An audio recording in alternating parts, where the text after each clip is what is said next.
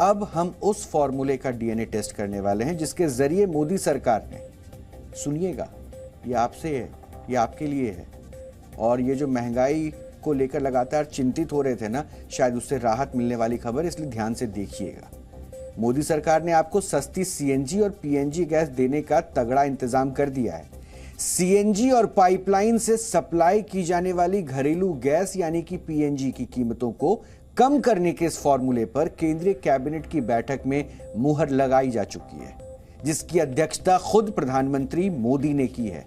इस नए फॉर्मूले के लागू होने के बाद सीएनजी और पीएनजी की कीमतों में एक ही झटके में 10% तक की कमी आ जाएगी।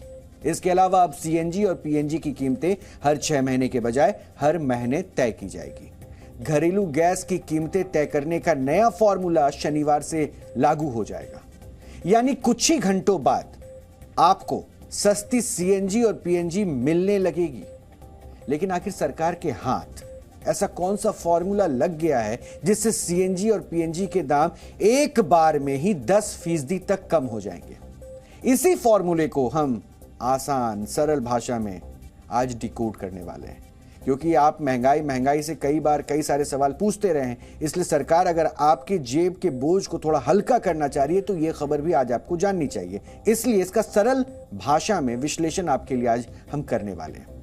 वैसे नए फॉर्मूले के तहत अब सीएनजी और पीएनजी की कीमत को इंपोर्टेड क्रूड के साथ लिंक कर दिया गया है, यानी जोड़ दिया गया है। और इंपोर्टेड क्रूड यानी वो कच्चा तेल जो भारत दूसरे देशों से खरीदता है।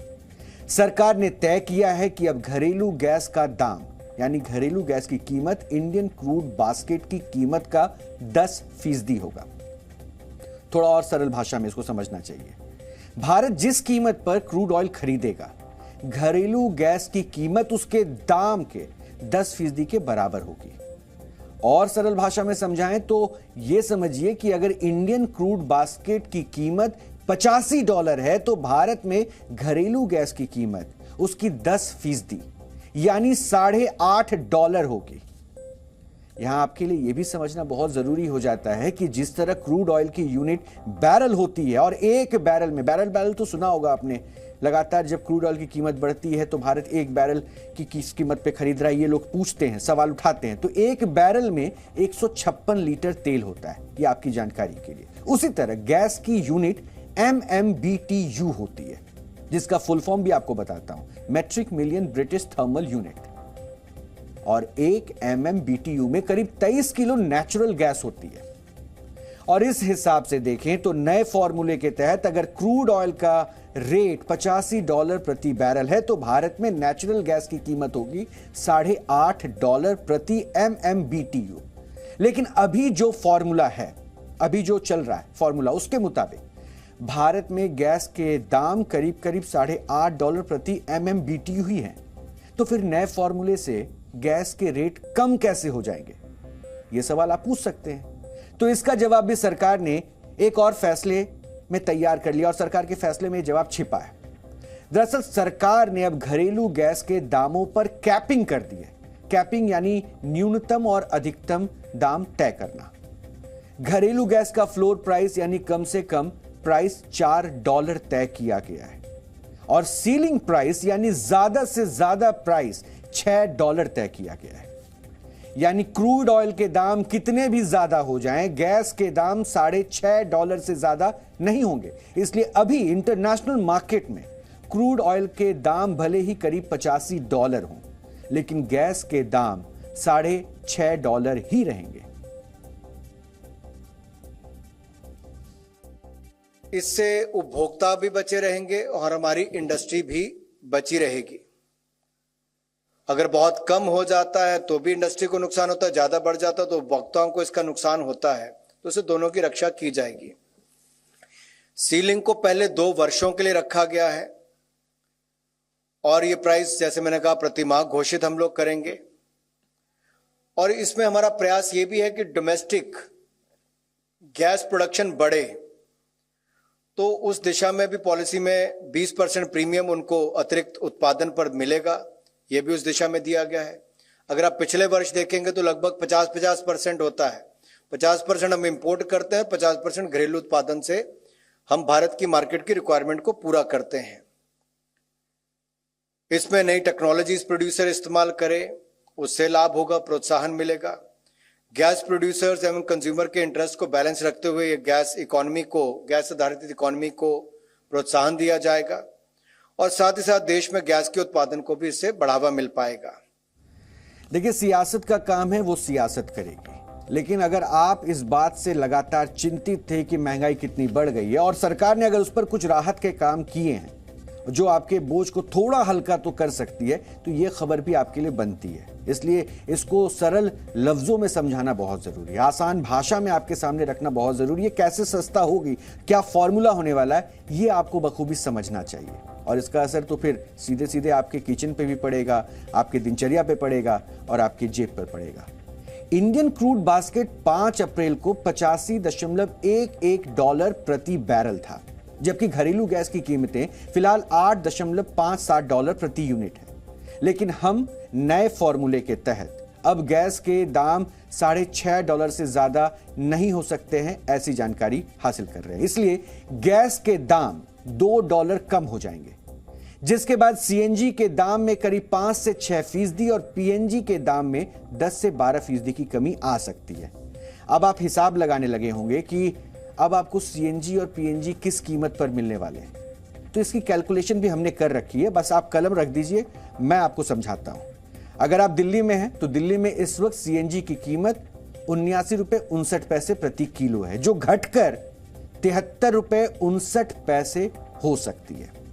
पीएनजी की कीमत $53.59 प्रति 1000 क्यूबिक मीटर है, जो कम होकर $47.59 पर आ सकती है। ये दिल्ली के लोगों के लिए। इसी तरह अगर आप मुंबई में हैं और इस वक्त डीएनए देख रहे हैं और आप जानना चाहते हैं कि आपकी जेब पर क्या फर्क पड़ने वाला है, तो आपके लिए इस समय सीएनजी की कीमत ₹87 प्रति किलो है और पीएनजी ₹54 प्रति 1000 क्यूबिक मीटर बिक रही है। और इस फैसले के बाद मुंबई में सीएनजी ₹79 और पीएनजी ₹49 तक हो सकती है। बेंगलुरु वाले भी पूछ रहे होंगे हमारे बारे में बताइए, तो आपकी बारी है। सीएनजी ₹89.50 प्रति किलो और पीएनजी ₹58.50 प्रति 1000 क्यूबिक मीटर बिक रही है। और बेंगलुरु में यह फॉर्मूला लागू होने के बाद सीएनजी ₹83.50 और पीएनजी ₹52 तक हो सकती है। तो मोटा मोटी देश के दूसरे हिस्सों में भी इसका अंदाजा लग गया होगा। वैसे रेटिंग एजेंसी क्रिसिल ने अपनी रिपोर्ट में कहा है कि अगर गैस के दाम निर्धारित करने वाली पुरानी प्रक्रिया के तहत अभी गैस के दाम बढ़ाने पड़ते, लेकिन नए फॉर्मूले के तहत ये घट जाएंगे और इसका सीधा फायदा आम जनता को मिलेगा, यानी आपको मिलने वाला है, हमें मिलने वाला है, और ये इसलिए हमसे और आपसे जुड़ी बात है। अब सवाल यह है कि आखिर पुरानी प्रक्रिया में क्या कमी थी कि जनता को महंगी गैस मिल रही थी, और नई प्रक्रिया में ऐसी कौन सी बात है कि जनता को सस्ती गैस मिलेगी। तो इसे समझने के लिए आपको यह समझना होगा कि अभी तक गैस के दाम कैसे तय होते थे। अब तक घरेलू गैस की कीमतें दुनिया के 4 बड़े गैस ट्रेडिंग हब से तय होती थी, और ये वो देश हैं जहां नेचुरल गैस का सरप्लस प्रोडक्शन होता है, यानी ये देश अन्य देशों को भी गैस एक्सपोर्ट करते हैं, और ये देश हैं अमेरिका, ब्रिटेन, रूस और जापान। इन चारों गैस ट्रेडिंग हब के बीते 6 महीनों की कीमत का औसत निकालकर जो रेट आता था औसत निकालने के बाद, एवरेज निकालने के बाद, वो भारत में गैस का रेट तय हो जाता था। उदाहरण के तौर पर अगर गैस ट्रेडिंग हब की गैस कीमतों का औसत $8 हुआ तो भारत में गैस की कीमत भी $8 होगी। यह पुराना फॉर्मूला। तो अब इससे होता यह था कि भारत गैस ट्रेडिंग हब के जिस रेट पर गैस खरीदता था, उसी रेट पर देश में प्रोड्यूस होने वाली गैस के दाम भी तय हो जाते थे। इसलिए मोदी सरकार ने इस पुराने फॉर्मूले से अपना पिंड छुड़ा लिया है। लेकिन अब सवाल यह है कि नए फॉर्मूले से फायदा क्या होगा। तो सबसे बड़ा फायदा तो यही है कि अब अगर दुनिया में गैस के दाम जितने चाहे बढ़ जाएं, लेकिन भारत में गैस के दाम $6.5 से ज्यादा नहीं बढ़ सकते। दूसरा फायदा यह होगा कि सरकार ने फ्लोर और सीलिंग प्राइस तय कर दिए, तो कीमत अगर बहुत कम भी हो जाती है तो कंपनियों को नुकसान नहीं होगा, और अगर बहुत ज्यादा बढ़ भी जाती है तो लोगों को नुकसान नहीं होगा। तीसरा फायदा यह है कि अब गैस के दाम हर महीने तय होंगे। अब तक होता यह था कि एक बार 6 महीने के लिए गैस की कीमतें तय हो गई तो फिर चाहे इंटरनेशनल मार्केट के दाम कितने भी कम क्यों ना हो जाएं, लेकिन उसका फायदा जनता को नहीं मिल पाता था। लेकिन अब ऐसा नहीं होगा, क्योंकि मासिक तौर पर इनकी कीमतें तय होंगी। गैस के दामों को तय करने वाले इस नए फॉर्मूले पर अब हम आपको एक्सपर्ट की कमेंट भी सुनवाते हैं। इन्हें भी सुनिए, ये आपको और बारीकी से समझाएंगे। एक बार समझिए इसे। फार्मूला गैस का सरकार ने करा है, उसका आधार ये है कि जो अंतर्राष्ट्रीय बाजार के अंदर कच्चे तेल की कीमत होती है, अर्थात जिस रेट पे हम कच्चा तेल आयात करते हैं, उसका 10% जो है वो अब आधार रहेगा, वो एक फार्मूला रहेगा। अब उसका मतलब ये हुआ कि जैसे आज की तारीख में अगर हम $80 पर बैरल के हिसाब से तेल आयात कर रहे हैं तो उसका मतलब 10% हो गया, आप अंदाज लगाइए ₹8। और जैसे आज और उसमें भी सरकार ने जो कीमत रखी है वो इंडियन बास्केट की, जैसे जब अखबारों में पढ़ते हैं कि कच्चे तेल की कीमत $85 पर बैरल है, जो भारतीय बास्केट मतलब जिसमें हम लोग खरीदते हैं वो अक्सर $3 कम होता है। अर्थात यह है कि 85 नहीं हो बल्कि 83 या $82 होगा, तो 82 का 10%। अब इसमें बड़ी स्पष्टता और क्लैरिटी आ जाती है। पहले फार्मूला ये था कि इंटरनेशनल जो गैस के हब्स बने हुए हैं, जिसमें खासतौर से अमेरिका में है, जापान में है, कुल मिला के उनका एक औसत निकाला जाता था और उस आधार पर यहाँ कीमत तय होती थी। तो कुल मिला के ज़्यादातर विशेषज्ञों का मानना था, उसमें हम भी शामिल थे, भाई इसका कोई आधार समझ में नहीं आता है। अब ये बिल्कुल स्पष्ट है, जो क्योंकि देखिए तेल का जो बाजार है, तेल के बाजार में जो तेल की कीमत होती है उसकी ग्लोबल बेंचमार्किंग है। पूरी दुनिया में कच्चे तेल की कीमत एक ही होती है, आप कहीं से ले लीजिए। लेकिन जो गैस है, गैस का इस तरह की कोई इंटरनेशनल बेंचमार्किंग नहीं होती है। यूरोप अपने हिसाब से तय करता है, अमेरिका अपने हिसाब से तय करता है, फार ईस्ट में अपने हिसाब से तय होता है। भारत में जो है कुल मिलाकर के गल्फ में भारत में इसका कोई होता है। भारत सरकार ने एक फार्मूला बना रखा था जिसमें जो इंटरनेशनल हब्स के हिसाब से कीमत तय होती थी। लेकिन अब बिल्कुल स्पष्ट हो गया है, अंतर्राष्ट्रीय बाजार में अगर कच्चा तेल महंगा होता है तो घरेलू तेल या घरेलू बाजार के अंदर गैस की कीमत थोड़ी बढ़ेगी, अगर कम होता है तो उस हिसाब से अनुपात से कम हो जाएगी। और इसको जो है पीरियडिकली रिव्यू किया जाएगा। साथ साथ गैस भी हम लगभग 60% विदेशों से आयात करते हैं। हमारे देश के अंदर जो उत्पादन होता है वो लगभग 40% होता है।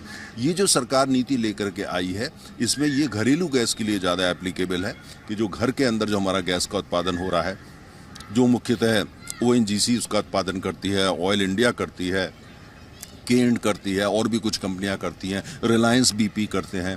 तो ये उसका एक फार्मूला है। उसमें ये है कि जो घरेलू गैस है वो आपको अब जो है सस्ते दामों में मिलेगी, क्योंकि सरकार का ये मानना है तमाम जो ONGC वगैरह के पास जो गैस के कुएं उनको दिए गए थे वो बिना किसी कीमत के दिए गए थे, मतलब नॉमिनेशन बेसिस पे दिए गए थे। उस सरकार ने उस समय उनसे कोई पैसा नहीं लिया था।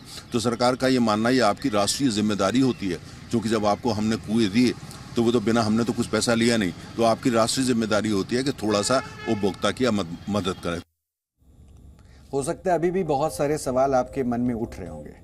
अब हम आपको गैस प्राइस तय करने वाले नए फॉर्मूले की पूरी बैकग्राउंड स्टोरी बताते हैं। बहुत कुछ जवाब मिल जाएगा, जिसकी वजह से सरकार को गैस प्राइस कंट्रोल करने के तरीके खोजने के लिए बाकायदा पारीख कमेटी बनानी पड़ी, जिसकी सिफारिशों के आधार पर ही सरकार ने गैस के दाम कम करने का खोज निकाला है। भारत अपनी जरूरत की करीब 50% गैस का आयात करता है, बाकी 50% का उत्पादन घरेलू कंपनियां करती है। भारत में गैस की डिमांड औसतन 175 यूनिट की है, जिसमें से 93 यूनिट का उत्पादन देश में होता है और बाकी बची करीब 82 यूनिट का आयात करना पड़ता है, यानी इंपोर्ट करना पड़ता है। देश में बिकने वाली ज्यादातर गैस की कीमतें इंटरनेशनल मार्केट की स्थितियों पर निर्भर होती है। लेकिन पिछले वर्ष फरवरी में यूक्रेन पर रूस के हमले के बाद पूरी दुनिया में गैस के दाम बढ़ गए। इसका असर भारत में भी गैस की कीमतों पर पड़ा और घरेलू गैस डिस्ट्रीब्यूशन कंपनियों ने इसका बोझ ग्राहकों पर डालना शुरू कर दिया, यानी जिम्मेदारी लगभग ग्राहकों की तय कर दी गई। और पिछले वर्ष एक साल में ही CNG के दाम लगभग 70% तक बढ़ चुके हैं। वर्ष 2021 में जहां CNG करीब 40 से 50 रुपए के आसपास हुआ करती थी, वो एक वर्ष में बढ़कर औसतन 70 से 75 रुपए तक हो चुकी है। इसकी वजह से डीजल और CNG के बीच कीमतों का अंतर काफी कम हो गया। इस वजह से लोगों में CNG वाहन खरीदने का क्रेज भी तेजी से घट रहा है। अब एक आंकड़ा हम आपको दिखाते हैं। उसके मुताबिक वर्ष 2021-22 में कुल वाहनों में सीएनजी से चलने वाले वाहनों का जो हिस्सा था वो करीब 38% था, जो 2022-23 के पहले 8 महीनों में घटकर सिर्फ 27% रह गया। यानी लोगों की दिलचस्पी कम हो गई क्योंकि सीएनजी की कीमत बढ़ने लगी, और यह सीएनजी की कीमतों में तेजी से हुए इजाफे की वजह से हुआ। इसके बाद ही सरकार ने पिछले वर्ष अक्टूबर में कमेटी बनाकर सीएनजी के दामों में कटौती के सुझाव देने को कहा, जिनके सुझावों को मानकर ही सरकार ने गैस के दामों को तय करने वाला नया फॉर्मूला अपनाया, और जिसकी वजह से अब आपको सस्ती सीएनजी और पीएनजी गैस मिलना संभव हो पाया है। लेकिन सरकार के इस पॉलिसी डिसीजन पर भी विपक्ष के पेट में तेज गैस बन रही है। सुन लीजिए। शर्म आनी चाहिए सरकार को। जब दाम बढ़ाने लगे तो हिमालय पर्वत की तरह बढ़ाया, और जब कम करने लगे 5 रुपया। अरे जिस दिन 2014 में जो रेट था आप उसके नीचे आइएगा तब बताइएगा। अभी तो आप इतना बढ़ा ले गए, 100 रुपए बढ़ा के 54 कम करो अगर, तो आपको शर्म आनी चाहिए। और फिर मेन मुख्य मार तो हो रही है पेट्रोल में, डीजल में। उसके बारे में क्या राय है आपकी? उस पर तो आप सोच भी नहीं रहे हो, बढ़ाते चले जा रहे हो। मैं तो सिर्फ इतना ही कहूंगा, कहां तक ले गए प्राइस को? अगर 14 के इंडेक्स से आज तक देखें, और कटौती कितनी हो रही है। क्या ये आपकी गरीब विरोधी, मिडिल क्लास विरोधी नीतियों का परिणाम नहीं है? क्या आपको लगता है कि आप झुनझुना थमा देंगे, कभी धर्म के नाम पर, कभी इंडिया पाकिस्तान के नाम पर, और लोगों की जरूरियात के मसलों पर आप चुप्पी साधे रहेंगे, या too little too late type चीजें करेंगे? नीतियां व्यापक होनी चाहिए, लोगों को रिलीफ देने वाली होनी चाहिए, जहां आप लगातार असफल रहे। वैसे सच तो यह है कि हर बात पे राजनीति करना अच्छी बात नहीं होती। माना कि विपक्ष का काम ही सरकार के कामों की आलोचना करना होता है, कीजिए। लेकिन अगर सरकार ने आम जनता को महंगाई से राहत देने वाला कोई फैसला किया है तो विपक्ष को सिर्फ इसलिए उसकी आलोचना करने का हक तो नहीं मिल जाता कि वो विपक्ष है, वो वही काम करेगा। गैस के दामों को तय करने वाला नया फॉर्मूला अपनाकर सरकार ने आम जनता को महंगाई से राहत देने की कोशिश की है। इसे इसी तरह से देखा जाना चाहिए। सरकार के हर फैसले को शक की नजर से देखना बिल्कुल जरूरी भी नहीं होता। वैसे हमने शुरुआत में ही कहा था, आपको महंगाई के मार से लगातार जुड़ी खबरें तो मिलती है, लेकिन अगर राहत की कोई बात मिल रही है तो वो भी जानना आपका हक बनता है। इसलिए अगर फौरी राहत ही मिल रही है तो कम से कम इससे आप ये तो मान सकते हैं कि आपकी जेब पर बोझ थोड़ा तो कम हो रहा है। जी न्यूज़।